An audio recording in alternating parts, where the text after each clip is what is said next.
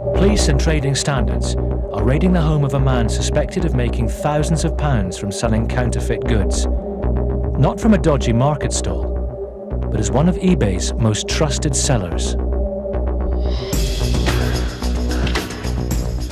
We found thousands of fake goods advertised on eBay, and those designer bargains can be as bent as if they've fallen off the back of a lorry. All too often, eBay is letting the people selling them get away with it. Robert Stevenson bought a pair of shoes from an eBay seller in August.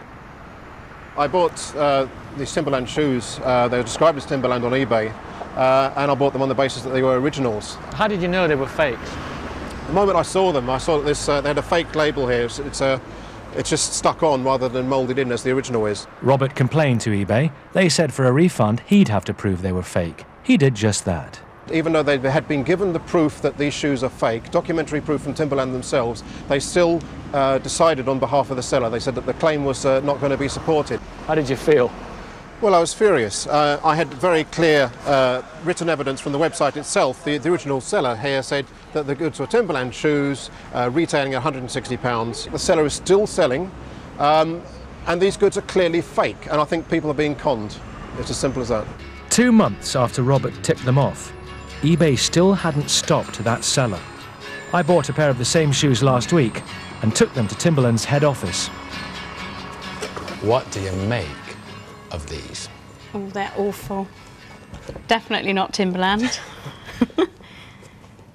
Cheap, nasty, painted leathers. A very strong smell of glue. They're not Timberland. But these were advertised on eBay as being genuine Timberland and as being worth £160.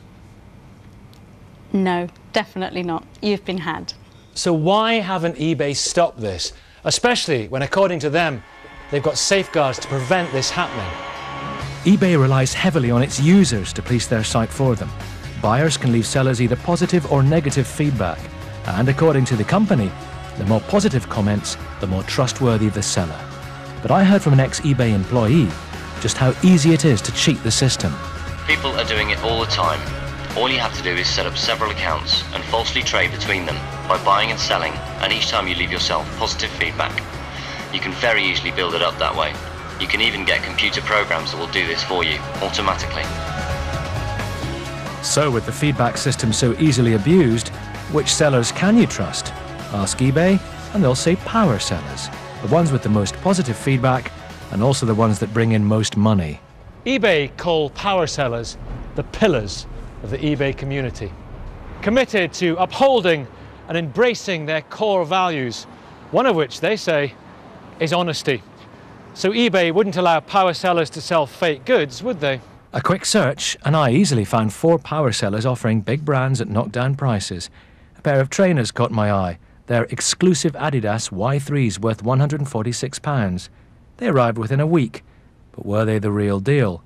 I took them to Adidas. A pair of Y3s, which we bought off a power seller on eBay. Are they real? Thank you. Oh, let's have a quick look. No, they're not real.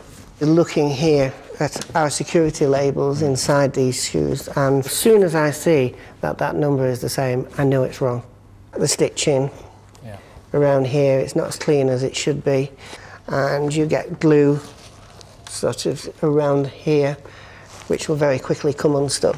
eBay will take fakes off their site, but the big brands say it's left to them to spot them. They've developed the systems, but they rely upon us to do the policing for them. Every sale that we take off is money lost to them.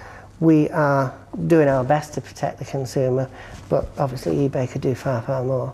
So if people say, this is just a bunch of, Jack the lads making a few bob, is that fair? No, I mean, there's some real serious organised criminals behind this nowadays. We are seeing people that are going out to the Far East, that are bringing in container loads of product just to sell to traders on eBay. It's big, big business. We also bought a pair of Prada men's shoes, £40, a Chloe bag, £79, a Dior bag for £75, all described as authentic. The shoes turned out to be plastic. The detail and colour of the Chloe bag gave it away. The Dior bag, supposedly from France, came stuffed with Thai newspaper. All were fake, and all from eBay's most trusted sellers, based here in the UK. Shouldn't eBay shut these sellers down? Especially as when you go through their feedback, they've all had customers telling them their goods are fake. But somehow, eBay's missed that. They seem happy to let others do their work for them, the buyers, the brands, and eventually the authorities. Our concern is how easy it is for people to continue to sell counterfeit goods on eBay. When we want to execute a warrant in relation to somebody, we have to request information from eBay about who the person is, who the seller is and where they live. And we do have a concern about how long we sometimes have to wait for that information. And throughout the time we're waiting for it, obviously the person's allowed to continue selling and making a profit from the counterfeit goods. I tracked down the couple who sold us the fake Chloe bag.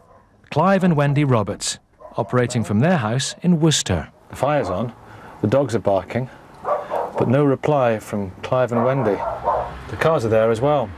Nice Toyota sports car and a very nice BMW, and we reckon they are the genuine article.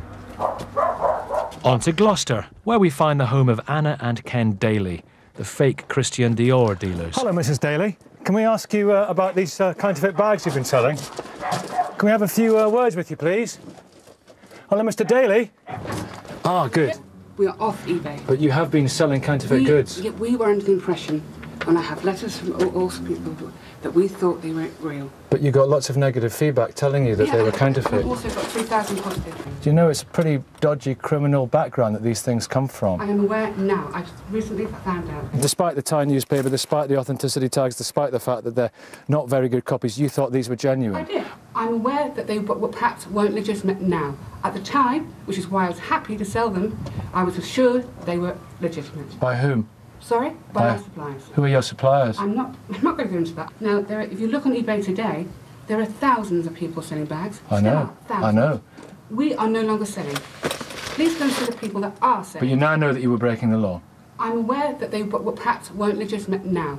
At the time, which is why I was happy to sell them, I was assured they were legitimate. eBay is a multi-million-pound business, and so is the trade in fakes. Thanks to eBay, that trade now has an outlet in suburban Britain. eBay make money on everything sold there, even the fakes. They say it's a safe and reliable place to trade. Wake up, eBay. We're not buying it. Well, we asked eBay to come in. They wouldn't, but they told us they'd suspended some of those sellers and they're investigating the rest. They say they do a great deal to tackle counterfeiting and they work as closely as they can with 17,000 different brands. They constantly review the status of power sellers, most of whom are honest. And their advice to buyers is to look carefully at sellers' negative feedback. Well, with me is Ashley Friedline, who's an expert in internet shopping. Hi, Ashley. It's frustrating, it's disappointing, isn't it, that they're not here? Yeah, it is, and I'm quite surprised and indeed a little disappointed because they talk a lot about trust, and trust is absolutely critical to the success of online shopping. But trust is a feeling, it's facts, but it's about perception, and I think they should be seen to be addressing these things as much as actually addressing them. And the fact they're not here suggests they're sort of washing their hands of it. Is there a danger that that trust could erode and some sort of tipping point will be reached for eBay? I don't know. I mean, this year there's going to be over £30 billion worth of transactions online in the UK, more than 10% of all sales. So it's big business and it's growing very fast. So if that trust is eroded in any way, you know, it's a lot of money we're talking about. I've been hearing all this week from people in the industry trying to counteract counterfeiting that what eBay are terribly good at is passing the buck, blaming other people.